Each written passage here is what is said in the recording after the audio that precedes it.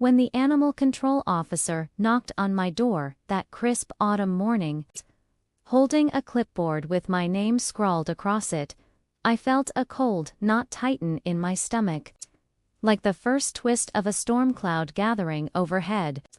"Ma'am, we've had complaints about excessive barking from your property," he said, his voice flat and official, eyes scanning past me into the hallway where my rescue pup, Buster, sat wagging his tail innocently. One bark.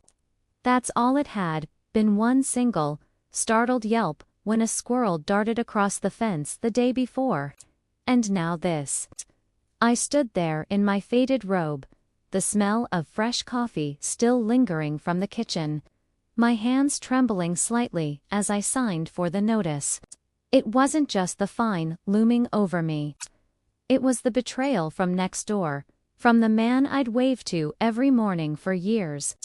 My neighbor, Harold, with his perfectly manicured lawn, and that smug little smile, had done this.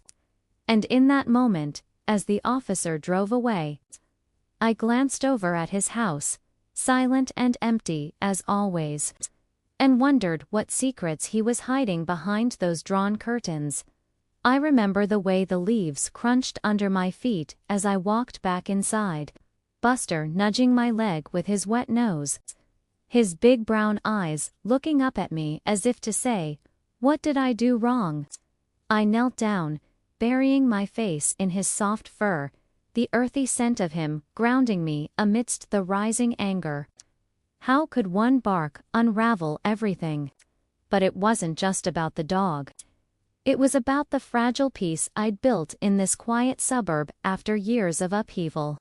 My name is Evelyn, and at 52, I'd finally found a rhythm to my day, simple, steady, like the tick of the old grandfather clock in the living room that my late husband, Tom, had restored before he passed. Tom had been gone 5 years now, taken too soon by a heart that gave out one rainy evening, leaving me with an empty house and a heart full of echoes.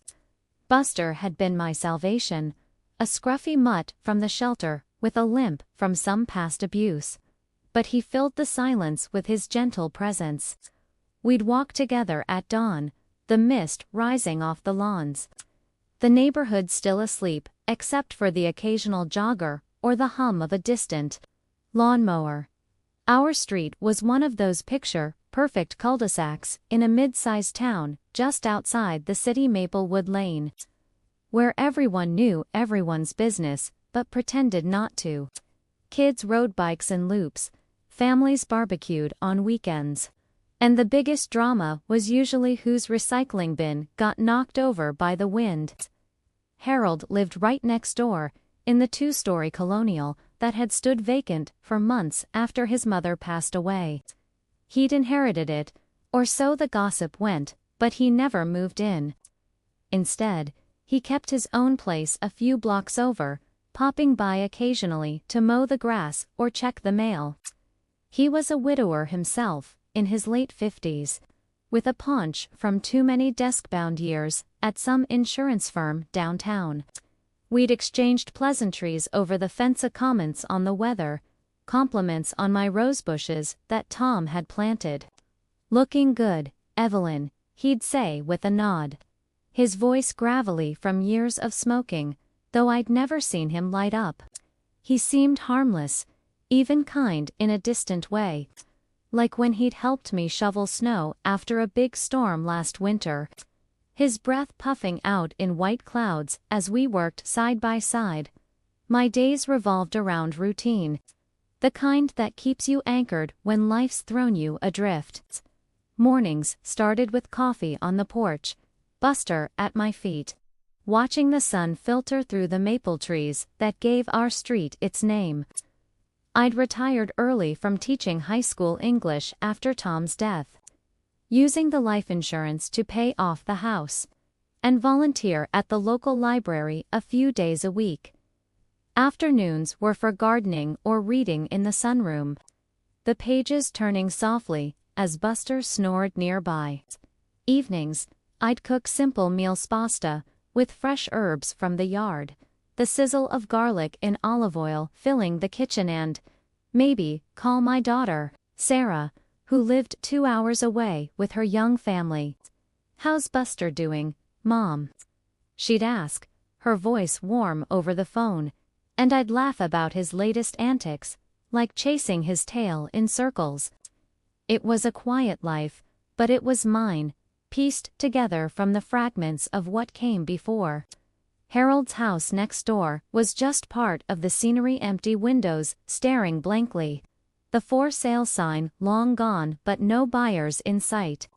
Or so I thought. That notice from animal control shattered the calm like a stone through glass. I sat at the kitchen table, the paper in front of me, my fingers tracing the words noise violation as if they were in a foreign language. Buster hadn't barked more than a handful of times since I'd brought him home 6 months ago. He was a gentle soul, more likely to hide under the bed during thunderstorms than cause a ruckus. Why would Harold report us? We'd never had words, never a hint of tension.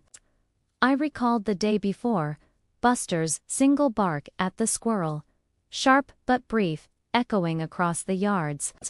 Harold had been out front, clipping his hedges, and I'd seen him pause, shears in hand, his face tightening for just a second before he waved it off. No big deal, I'd thought then, but now. I poured myself another cup of coffee, the steam rising like my simmering frustration, and stared out the window at his house. That's when I noticed a faint light flickering in the upstairs window. Gone so quick, I wondered if I'd imagined it. The place was supposed to be empty. Shaking my head, I pushed the thought aside. Grief does that, sometimes makes you see shadows where there are none. Little did I know, that shadow was just the beginning. As the day wore on, I tried to shake off the unease. I took Buster for his walk, the leash loose in my hand, his paws padding softly on the sidewalk. Then a boarhood buzzed with its usual rhythm, Mrs. Jenkins across the street watering her flowers, her hose spraying a fine mist that caught the light. Kids laughing from a backyard swing set. But my mind kept drifting back to Harold. Why go to such lengths over one bark? It felt personal, like a jab at my solitude, my choice to fill it with a dog's companionship. That evening, as the sun dipped low, casting long shadows across the lawns, I heard a car pull up next door. Peeking through the curtains, the fabric soft and worn from years of use, I saw 2 strangers unloading suitcases from a sedan, their voices murmuring in the dusk. Tourists, friends. Harold wasn't there, but they let themselves in with a key from under the mat. Odd, but maybe family visiting. I let the curtain fall, telling myself it was none of my business. Buster whined softly at my feet, sensing my tension, and I scratched behind his ears, feeling the warmth of his fur against my palm. "It's okay, boy," I whispered. But deep down, a seed of suspicion had been planted, watered by that official notice still sitting on my table. The next morning came in with a low fog, the kind that clings to the grass and muffles the world. So even Buster's soft snores sounded farther away than they were. I woke before the alarm, the animal control notice still on the table like a bruise I couldn't stop pressing. I folded it once, then again, until it was a small white square, and slipped it into the junk drawer next to the takeout menus and the spare key Tom used to keep for Sarah. Out of sight, but not out of mind. The coffee tasted bitter that day, or maybe that was just me. I took Buster out early, before the joggers and the school buses. The air smelled of wet leaves and chimney smoke drifting from somewhere down the block. We walked our usual loop, past the hydrangeas that had started to brown at the edges, past the mailbox where Harold's name was still etched in faded vinyl, H. Whitaker, The house looked as lip curtains drawn. No cars in the drive, the porch light burned out. But as we rounded the corner, I caught the faint scent of bacon drifting from an open window upstairs. Someone was cooking breakfast in a house that was supposed to be empty. Buster paused, nose twitching, and I felt my own pulse quicken. I told myself it was nothing. People rent out rooms all the time. Harold could have a tenant. Still, I tugged Buster along before he could bark at whatever ghost was frying pork behind those lace curtains. By the time I got home, the fog had burned off and the day felt too bright. Like the sun was trying to expose something. I couldn't settle. I watered the roses even though they didn't need it, the hose dripping cold on my ankles. I wiped down counters that were already clean. Finally, I sat at the kitchen table with my laptop, the one Sarah had set up for me so I could FaceTime the grandkids. I opened a browser tab and stared at the search bar, fingers hovering. I wasn't proud of it, but I typed Harold's address into the county property records portal. The page loaded slow, the little wheel spinning like it knew I was crossing a line. There it was. Parcel 14028. Zoned single-family, residential. Owner Harold J. Whitaker. No liens, no secondary owners. But then I clicked the tax assessor's link, and my breath caught. The homestead exemption had been removed 2 years ago. Harold wasn't living there. He hadn't paid residential taxes since his mother died. Instead, the billing address was a P.O. box downtown, and the property was flagged for commercial assessment review. My mouth went dry. Commercial. That word sat heavy. Like a stone in my shoe.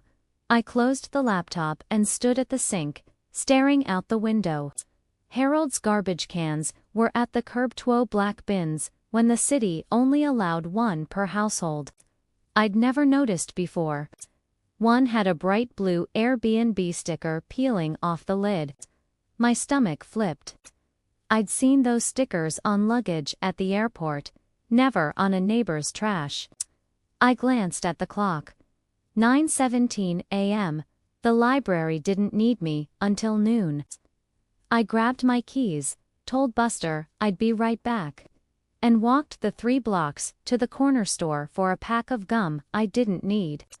On the way, I passed the city annex, a squat brick building with a flag drooping in the still air. I don't know what made me go, in curiosity, anger, the same stubborn streak that kept me planting roses long after Tom was gone. The clerk behind the counter was a girl I recognized from Story Hour, her ponytail swinging as she stamped forms. "Morning, Mrs. Carter," she said, cheerful. "Need a dog license renewal?" "Not today, honey." I slid Harold's address across the counter on a scrap of paper. "Can you tell me if there are any open permits on this property? Short-term rentals, maybe?" She raised an eyebrow but didn't ask questions. Her fingers flew over the keyboard. "Nope, no active permits, single family only. If someone's running an Airbnb, they're doing it under the table." She printed the page and handed it over. "You didn't hear this from me, but the tax office has been cracking down. Fines start at $5,000. $5,000. The number echoed as I walked home, the paper folded small in my pocket like the notice had been. Harold wasn't just petty. He was breaking rules he expected everyone else to follow. I thought of Buster's one bark, the officer's clipboard, the way Harold had watched from his driveway with that tight little smile. It wasn't about noise. It was about control. That afternoon, the library was quietly Mrs. Chen returning her romance novels and a toddler asleep in the beanbag corner. I sat at the circulation desk and opened the city's online complaint portal on my phone. My thumb hovered over the Submit Anonymous Tip button. I could report the Airbnb. I could attach the tax record screenshot I'd taken with my phone. I could watch Harold squirm the way he'd made me squirm. But I didn't press send. Not yet. I needed to be sure. I left work early, claiming a headache, and drove the long way home past Harold's other house, the one he actually lived in. A modest ranch with vinyl siding and a basketball hoop no one used. His truck was in the driveway. The insurance company logo faded on the door. I parked 2 streets over and walked back on foot, staying on the opposite sidewalk. The sun was low, painting everything gold. Harold was on his porch, sipping from a mug, scrolling his phone. He looked relaxed, almost cheerful. I wondered how many 5-star reviews he had. How many strangers had slept in his mother's sheets. That night, I couldn't sleep. Buster curled at the foot of the bed, his breathing steady, but my mind raced. I kept seeing Harold's face when the officer knocked on my door, the way he'd pretended not to notice. I got up, padded to the sunroom, and opened the laptop again. This time, I searched Airbnb directly. I typed the street name, filtered for whole house rentals. There it was. Cozy Maplewood Retreat, 3BR, fenced yard, near downtown. The photos were professional fresh linens, a welcome basket on the counter, my roses visible through the kitchen window. The calendar showed bookings solid through December. Nightly rate, $189. I did the math in my head. 30 nights a month, minus cleaning fees. Harold was pulling in thousands, tax-free. While I scraped by on Tom's pension and library pay, I closed the laptop and pressed my forehead to the cool glass. The moon hung low over the rooftops, silvering the fence between our yards. Buster woofed in his sleep, paws twitching like he was chasing something. I thought of Tom, how he'd hated cheats people who bent rules and called it smart. Fair's fair EV, he'd say, wiping sawdust from his hands after fixing a neighbor's gate for free. I wasn't Tom. I didn't have his easy strength. But I had his sense of fairness, and it was burning now, steady and hot. The next morning, I baked banana bread. Not for Harold, for the mail carrier, the one who'd seen strangers coming and going. I wrapped it in foil, still warm, and waited on the porch. When his truck rattled up, I waved him over. "Morning, Mrs. C. Smells amazing. Help yourself, Mike. Say you deliver to number 47, right? Harold Whitaker's place." He nodded, mouth full. "Every day. Packages, mostly. Big one-stowels, coffee pods. Folks come and go like it's a hotel. Ever see Harold there?" "Nope. Just the cleaners on Tuesdays. Nice ladies. Tip in cash." I thanked him, watched him drive off, the bread tin empty in my hands. Evidence, small but stacking. That afternoon, I took screenshots of the Airbnb listing, the tax records, the city zoning code. I saved them in a folder labeled Neighbors. My finger still hesitated over the tip button. But the hesitation was thinning, like ice in early spring. Friday evening. The first real frost glittered on the grass. I was in the kitchen, stirring soup, when headlights swept across the wall. Through the window, I saw a minivan pull into Harold's drive. A family spilled out, Mom, Dad, 2 kids with suitcases shaped like dinosaurs. The dad fumbled with the lockbox by the door, the code beeping loud in the quiet. One of the kids kicked a soccer ball into my yard. It rolled to a stop against Buster's favorite digging spot. I watched from the dark, soup forgotten on the stove. The mom laughed, called the kid back. They disappeared inside, lights flicking on room by room. Music started soft pop. the kind Sarah played when the grandkids visited. My house felt suddenly cavernous, the silence pressing in. I turned off the burner, grabbed a flashlight, and slipped out the back door. The night air bit my cheeks. I crossed the lawn, the grass crunching under my slippers, and retrieved the soccer ball. It was still warm from the kids' hands. I stood there a long moment, ball against my hip, staring at Harold's glowing windows. Then I walked to the fence, set the ball on the top rail where they'd see it in the morning, and went back inside. Buster met me at the door, tail thumping. I knelt, pressed my face into his neck, felt the steady beat of his heart against my cheek. "We're not the problem, boy," I whispered. "We never were." That night, I pressed send. The email left my inbox with a soft whoosh, like a sigh I'd been holding for days. I'd attached everything: the Airbnb listing, the tax records, the zoning screenshot, even a grainy photo I'd taken from my porch of the minivan family unloading. Subject line: unpermitted short-term rental, 47 Maplewood Lane. Recipient: the city's code enforcement inbox.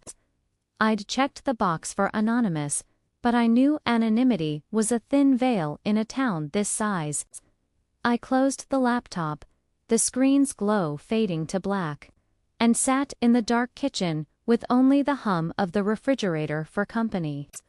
Buster padded in, circled twice, and flopped at my feet with a grunt. I reached down, fingers finding the warm spot behind his ears, and felt the tremor in my own hand. Not fear, exactly. More like the moment before a storm, brakes electric, inevitable. Sleep didn't come easy. I kept picturing Harold opening his own email, the city's seal at the top, the words cease and desist in bold. I wondered if he'd know it was me. Part of me hoped he did. Saturday dawned gray and wind-whipped, the kind of day that drives people indoors. I took Buster for a short walk, his leash taut as he sniffed frost-rimed grass. Harold's house was quiet again, the minivan gone before sunrise, the soccer ball vanished from the fence. A cleaning service van sat in the drive, two women in matching teal shirts hauling trash bags to the curb. One of them waved at me, friendly, unaware. I waved back, cheeks stiff. By noon, the first city truck rolled UPA white pickup with code enforcement stenciled on the door. A man in a navy jacket got out, clipboard in hand, and knocked on Harold's door. No answer. He left a neon orange notice taped to the glass, the kind that screams official even from 50 yards away. I watched from behind my curtains, heart thumping so loud I was sure Buster could hear it. The officer took photos, peered in windows, jotted notes. 10 minutes later, he was gone, but the orange paper fluttered like a flag of surrender. Harold showed up an hour later. I heard his truck before I saw ith rattle of that loose muffler he never fixed. He parked crooked, half on the lawn, and strode to the door, keys jangling. The orange notice came off in one rip. He read it, standing on the porch, shoulders hunching tighter with every line. Then he looked straight at my house. Our eyes met through the glaciers and glass and 20 feet of cold air. His face was red, mouth a hard line. He crumpled the paper, stuffed it in his pocket, and disappeared inside. I let the curtain fall. My phone buzzed on the counter. Sarah, asking if I wanted to FaceTime the kids. I almost ignored it, but their faces were the only thing that could steady me. I answered in the sunroom. Buster sprawled across my lap like a heating pad. Gamma. My grandson, Leo, shouted, waving a plastic dinosaur. Buster's on TV. Not TV. Silly. Sarah laughed, adjusting the camera. Mom, You okay? You look pale. Just a chilly day, I said, forcing a smile. We talked about school projects and Halloween costumes. I told them about the frost, the roses going dormant. I didn't mention Harold, or the orange notice, or the way my stomach kept flipping like a fish on a line. When we hung up, the house felt bigger again, the silence louder. That evening, headlights swept the street, again another car, another family. But this time the lockbox wouldn't open. The dad punched numbers, frowned, tried again. The mom checked her phone, voice rising. I watched from the dark, arms wrapped around myself. After 10 minutes, they loaded back into the car and drove off, taillights disappearing around the corner. Harold's empire had its first crack. Sunday was church for me, same as always. I slipped into the back pew at St. Mary's, the scent of candle wax and lemon polish wrapping around me like an old quilt. The sermon was on forgiveness, which felt pointed. I bowed my head but didn't pray for Harold. I prayed for the strength to see this through without bitterness chewing me hollow. Monday brought the tax office. I'd sent them a separate tipolete, factual, with the same attachments. They moved faster than the city.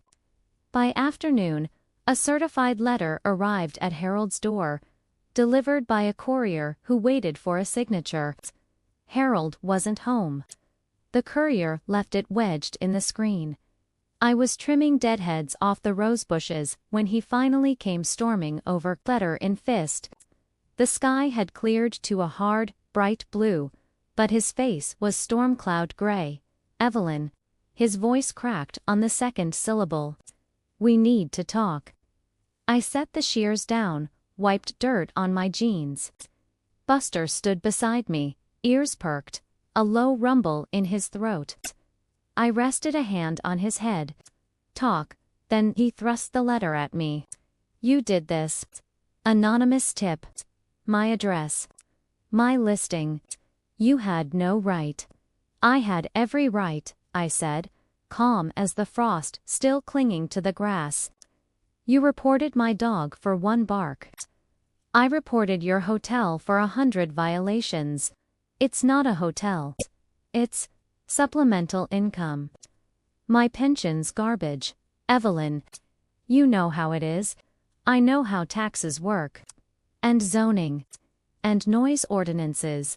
I met his eyes. You don't get to pick which rules apply. His jaw worked.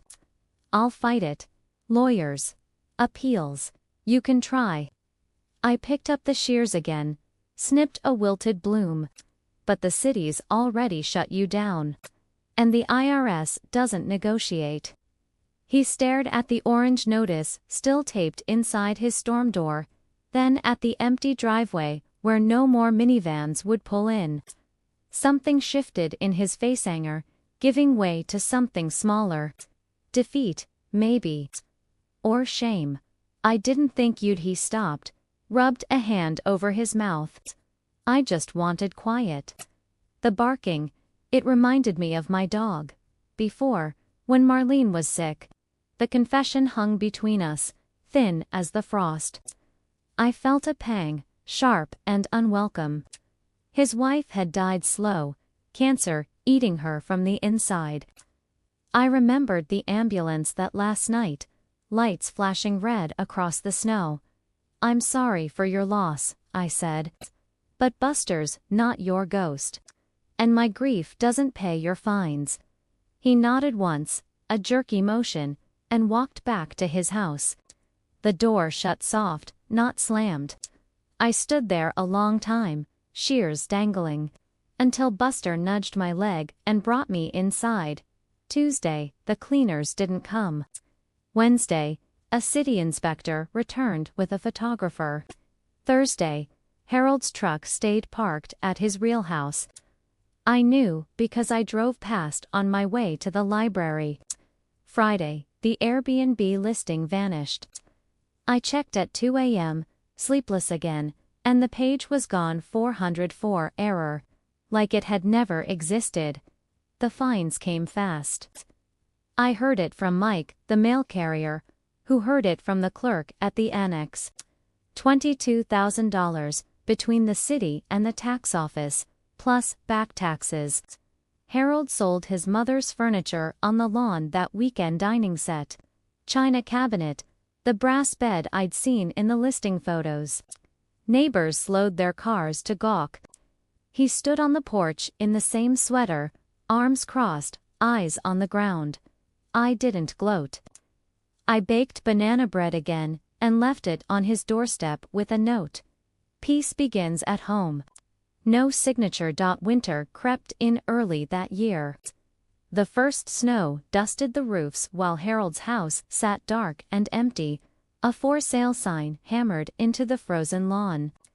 I adopted a second dog the day the sign went. Upa Shy Shepherd mix, named Luna, all ribs and anxious eyes. The shelter said she'd been surrendered by a family who'd rented a cozy retreat and couldn't take her when they left. I signed the papers without hesitation. Buster and Luna chased each other through the yard that afternoon.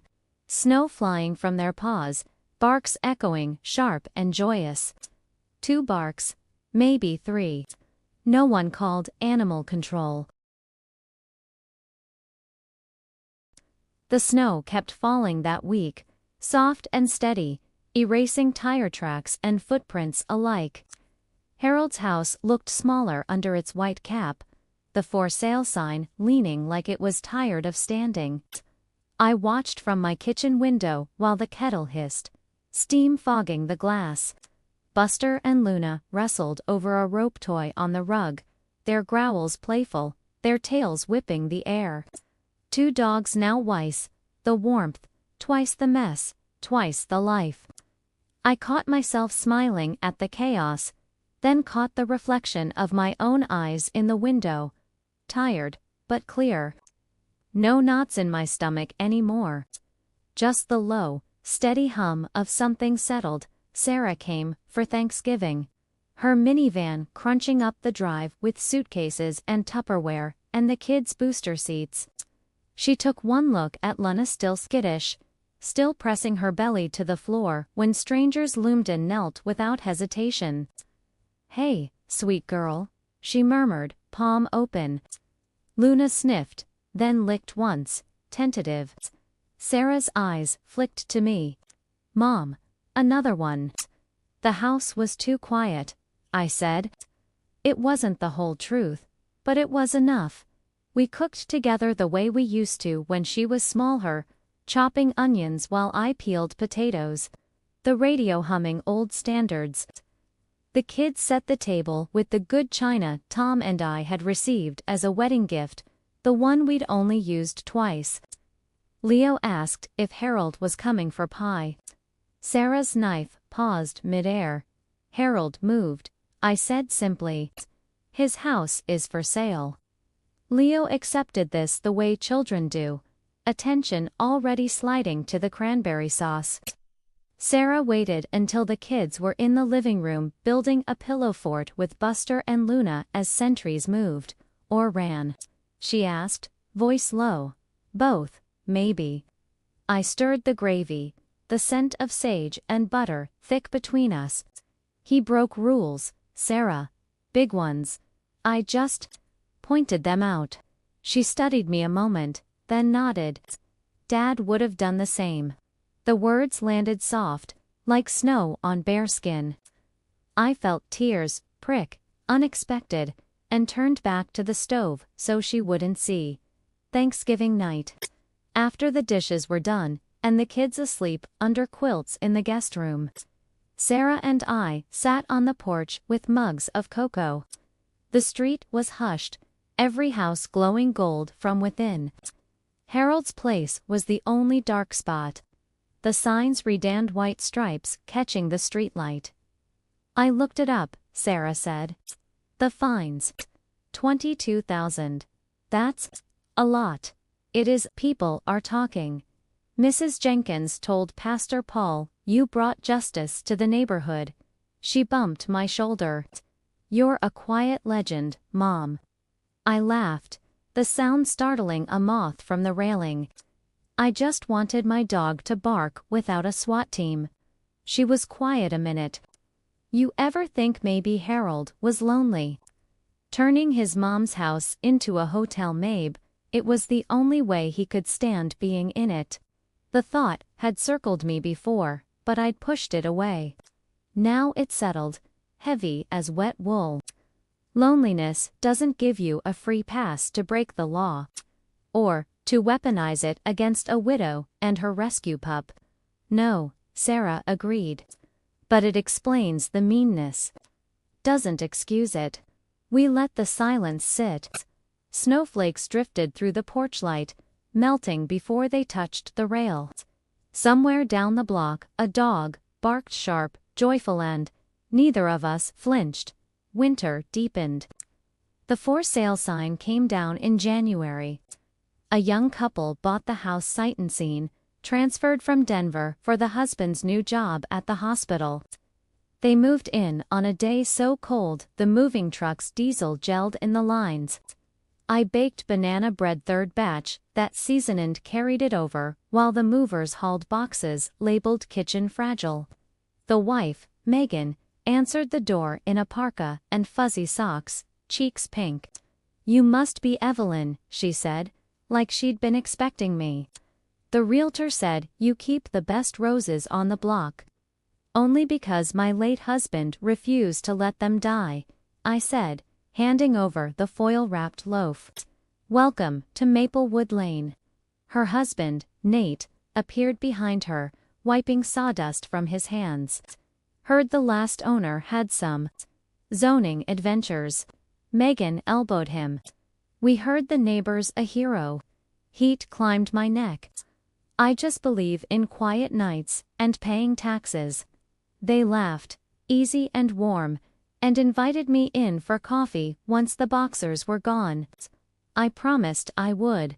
Spring arrived sideways mad. Then crocuses. Then the smell of lilacs riding the breeze.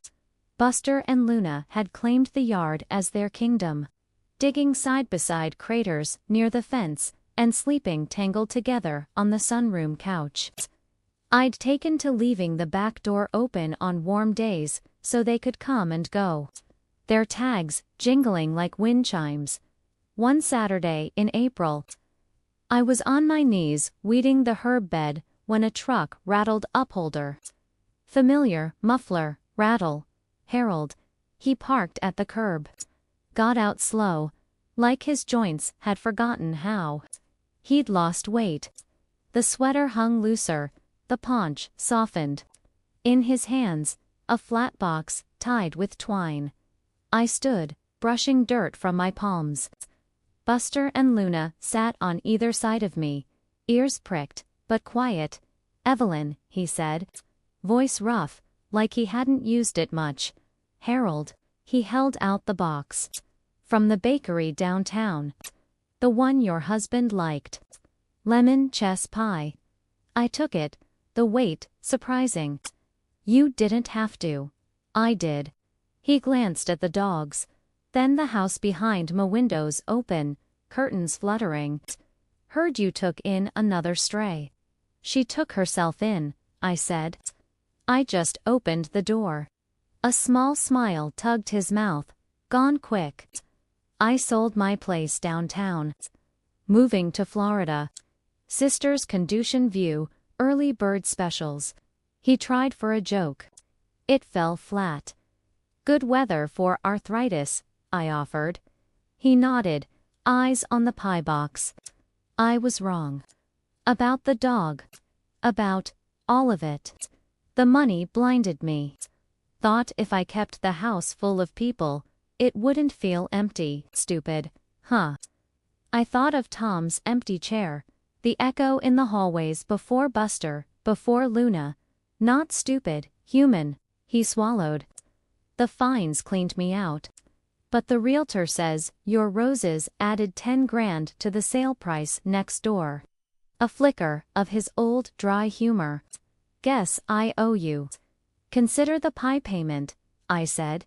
He started to turn, then stopped. If I write Sarah's kids a college fund, check small. But something, will you make sure it gets there? No return address. I studied him. The man who'd stood on my porch, red-faced and furious now, looked shrunk, like life had wrung him out. I will. He nodded once, climbed back into the truck. The engine coughed, then caught. As he pulled away, I saw the pie box on the passenger seat, a second one. For someone else, maybe. Or for himself, to eat alone with the Gulf in view. That night, I cut to slicin' for me. One for the dogs to sniff and reject. The lemon was bright, the crust flaky. Tom would have approved. I sat on the porch steps, plate balanced on my knee, Buster's head in my lap, Luna sprawled across the warm wood. The new neighbor's lights glowed through the trees. Somewhere a baby cried, then quieted. The street smelled of lilacs and fresh-cut grass, and possibility. Harold's truck didn't come back. The check arrived in June, made out to Sarah Carter's children education, no note. I slipped it into the card I sent for Leo's birthday. Sarah called, voice thick. Mom, $5,000. From a friend, I said. One who learned the cost of quiet. Summer unfurled, slow and golden. The roses bloomed, outrageous Dom's legacy, stubborn as ever. I entered them in the county fair on a whim, and took home a blue ribbon. Megan and Nate hosted a block party in August, the first since before Tom died. Kids chased fireflies, while Buster and Luna begged for hot dogs. Someone asked about the empty lot where Harold's house used to be. Wait, it was still there, just reborn. New paint, new laughter, new life. I stood at the edge of the yard, cold drink sweating in my hand, and felt the years settle, gentle around my shoulders. Not light, never that again, but bearable.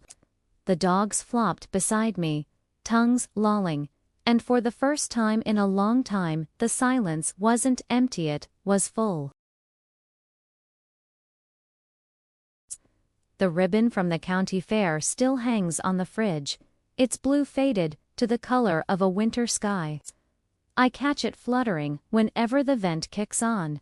A small flag reminding me that beauty can come from stubborn dirt and careful hands. The roses outside are past their prime now, petals browning at the edges, but I leave them be. Let the bees have the last nectar. Let the hips swell red for the birds.